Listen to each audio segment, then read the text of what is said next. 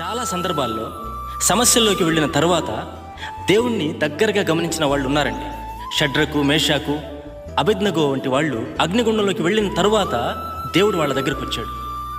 మీకు ఈ విషయం తెలుసో లేదో, షడ్రకు, మేషాకు, అబేద్నెగోకి దేవుడు కనబడలా. మీకు అర్థమైందా?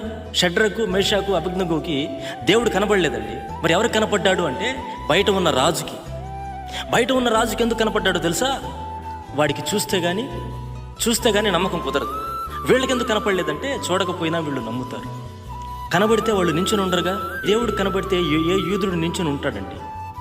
దేవుణ్ణి చూస్తూ ఉండగలిగే యూదుడు ఎవడు ఉండడు. ఎందుకంటే వాళ్ళు యూదులు. వాళ్ళు నించొని ఎందుకున్నారంటే వాళ్ళకి దేవుడు కనబడలేదు కాబట్టి. కానీ వాళ్ళకి ఏం తెలుసా?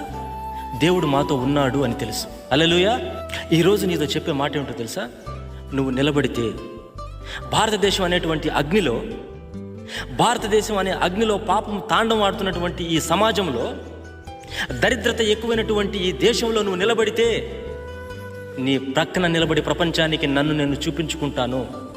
That's what God wants. నువ్వు నిలబడు, నీ ప్రక్కన నేను నిలబడతాను అంటున్నాడు ప్రభు. అప్పుడు ప్రజలు నన్ను చూస్తారు నీ ప్రక్కన. హల్లెలూయా.